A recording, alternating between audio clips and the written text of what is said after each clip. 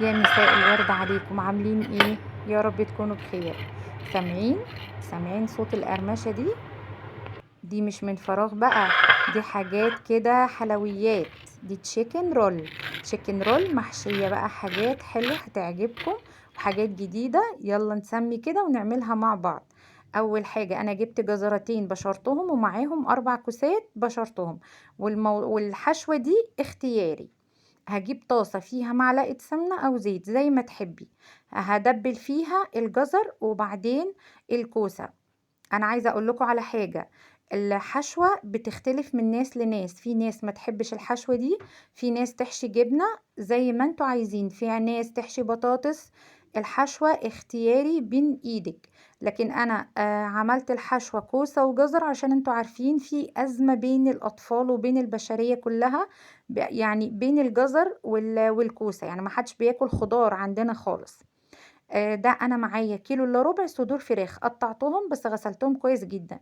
ودول 3 عيش، اللي هو العيش الفينو العادي، شلت منه الوش اللي هو بيبقى لونه ذهبي، سبت بس اللي هي الفتات اللي جوه، يعني العجينة اللي بتبقى جوه.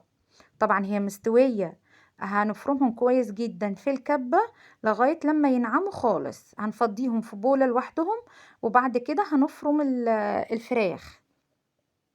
انا طالبة منكم تشيروا الفيديو ده، وعايزاكم تحفظوه عندكم علشان الطريقة دي هتنفعكم جدا جدا جدا، زي ما تقولوا بقى جدا جدا. يعني الطريقة دي مش هتستغنوا عنها. بصوا بقى البهارات، نص معلقة من كل حاجة، مع بابريكا، فلفل اسود، ملح، بصل بودر، توم بودر. خلاص، جبنة بقى كوباية، نحط فيها تقريبا معلقتين مية، وعليها مكعبين مرق دجاج. وده مش اختياري يا جماعة، لازم الخطوة دي. لو انتي ما بتحبيش مكعب المرق خلاص اكتفي بالبهارات اللي انا قلتلك عليها، وانا هحطها لك في صندوق الوصف. كده خلاص، انا فرمت نص الفراخ وسبت نصها في بولة. هنزل بقى بنص فتات العيش دي، العيش الفينو، على الفراخ. الطريقة دي والوصفة دي يا جماعة ممتازة جدا. لو انتي ما عندكيش فراخ كاملة تعملي بانيه. خلاص، احنا كده فرمنا الفراخ زي ما انتوا شايفين كده، فرمة كويسة. ولازم لما تيجي تفرمي الفراخ تحطي معاها معلقتين المية ومرقة الدجاج عشان تديكي التنسيلة دي. خلاص، هنجيب بقى الحشوة، وهنجيب الجبنة الموتزاريلا. طبعا احنا حطينا العيش على الفراخ، قلبناهم في بعض. سهلة جدا الطريقة، وامشي بس على الخطوات واحدة واحدة كده وهي هتريحك. هنجيب كيس مطبخ، وهنجيب الكتر بورد الخشب ده، لو عادي لو ما عندكيش حطي على الرخامة عادي، مفيش اي مشكلة، شغالة معاكي برضو، بس عشان تسهل عليكي الشغل حطي اي حاجة تحت الكيس البلاستيك. عايزة تدهنيه مية ادهنيه، عايزة تدهنيه زيت علشان يشتغل معاكي كويس وترولي الفراخ كويس، مفيش اي مشكلة زي ما انت عايزة. وقلتلك قبل كده الحشوة دي اختياري مش اجباري، زي ما انت عايزة. انا قلتلك انا بحب الحشوة بتاعت الكوسة والجزر، لاني انا ما عنديش حد بياكلها. الكوسة والجزر بالنسبة لي أهم من أي حشوة تانية. يعني مثلا الجبنة دي اختياري، أي حاجة انت ممكن تحشيها بالحشوة اللي انت عايزاها، جبنة، عايزة تحشيها جبنة، بس عايزة تسيبيها سادة زي ما انت عايزة. بس أنا بقولك اختيارات. الحاجات دي سهلة جدا يا جماعة، الفراخ سهلة جدا وسهلة التحضير، ما فيهاش أي يعني تعب أو مجهود. وبتجهزيها وتحطيها في الفريزر تقعد معاكي أيام وأسابيع. يوم تعبانة تخرجيها تعمليها مثلا سندوتشات للولاد، تعمليها على مكرونة، تعمليها مثلا على رز بالخلطة، تعمليها كريب. انا عملتها كريب كانت تحفة، وفيديو الكريب ان شاء الله كامل هينزلك في القناة بأمر الله. انا جبت كده قطعة وحطيتها بين البلاستيك وفردتها بايدي، مش بالنشابة ولا بأي حاجة، زي ما انتم شايفين كده. هحشيها بقى كوسة بس شوية صغيرين، وشوية موتزاريلا، يعني علشان الموتزاريلا تغطي على طعم الكوسة والجزر. لازم يكون عندنا ذكاء، طبعا احنا امهات وعارفين وفاهمين اللي بيحصل بعد كده. هنرولها من ورا، يعني من الظهر كده هنرولها، ومن بعدين من الجنب نلمها كأنك بتعملي محشي ورق عنب بالظبط. انت حشيتيه وتلميه من كل الجوانب علشان مفيش حاجة تهرب من بره. لو انت عايزة مثلا تقللي صباع يبقى صباع صغير على قد سندوتشات المدرسة اعمليها، بس انا عاملاها كهي كغدا، يعني انا عاملاها للغدا، مش عاملاها مثلا لسندوتشات الولاد. تمام. ممكن كمان الحشوة بتاعة الفراخ دي تعمليها تبدليها بأي حاجة انت عايزاها. شايفين؟ هو الرول انا عاملاه كبير زي ما قلتلك عشان هو هيبقى غدا. شوفي بقى، من الكيلو الا ربع او اقل من كيلو الا ربع بصراحة، يعني هو تقريبا 650 جرام فراخ اللي انا عاملاهم دول، هيخرجوا كام رول ولا حد هيحس ان هي محشية. فراخ كاملة، انت بتاكلي فراخ كاملة. هنفرد واحدة تانية كمان وهنعملها بإيدنا زي ما انت شايفة. تفرديها كويس وتحشيها وتلفيها من الجنب كده وكده. زي ما قلتلك ممكن تعمليها رولات صغيرة على قد السندوتشات. ممكن تعمليها برجر، يعني الفراخ زي ما هي كده بالتتبيلة بتاعتها تعمليها برجر. بس على قد ان انت تحطيها على النار وخلاص على كده.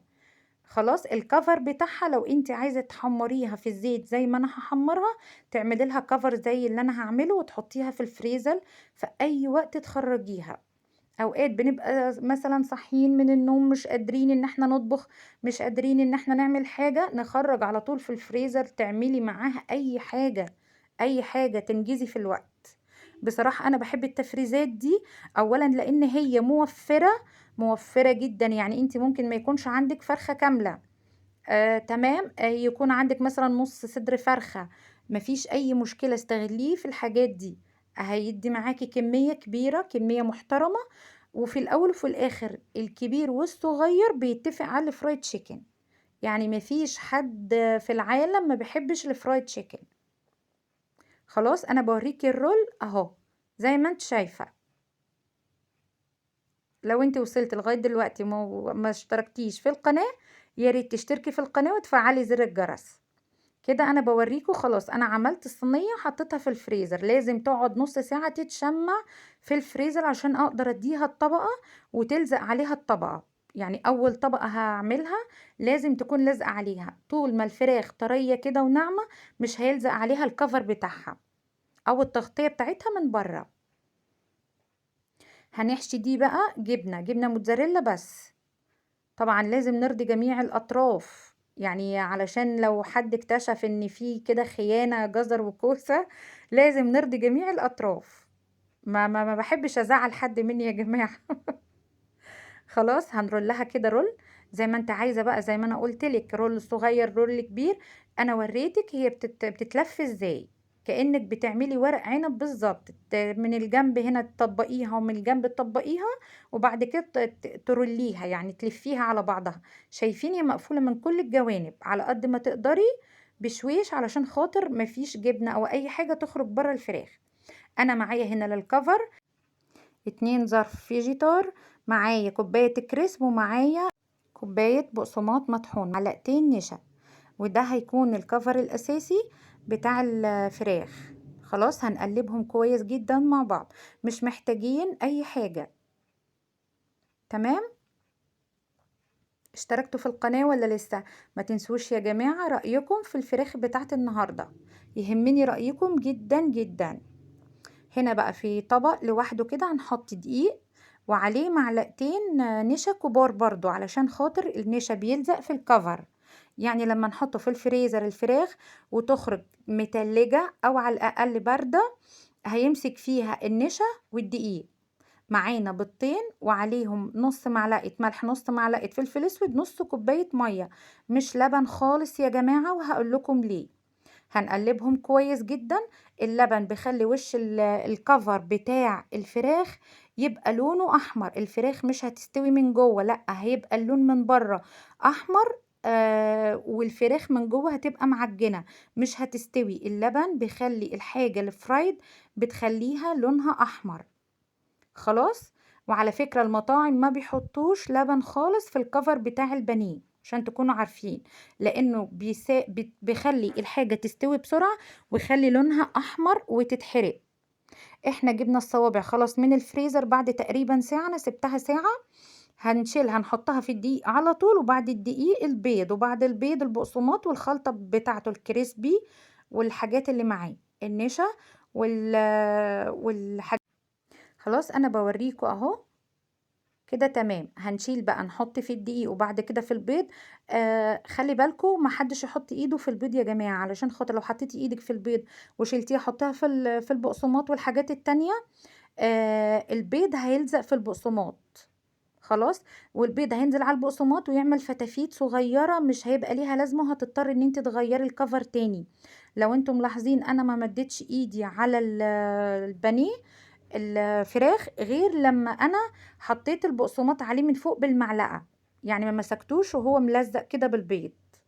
خلاص، ده اول كفر حطيته في التلاجة وخلصت كل الكمية، رجعت عملته تاني بس من غير دقيق ولا نشا.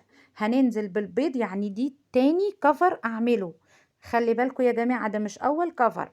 نزلنا بالبيض لفيناه وبعد كده في البقسماط والخليط بتاعه زي ما انتم شايفين كده، يعني هنعمل كفرين هيبقى الكمية جدا، ويعني حاجة هتعجبكم، يعني حاجة عظمة كده من الاخر، وهتعتمدوه دايما في كل حاجة. من كيلو الا ربع فراخ واقل كمان عمل كمية قد ايه؟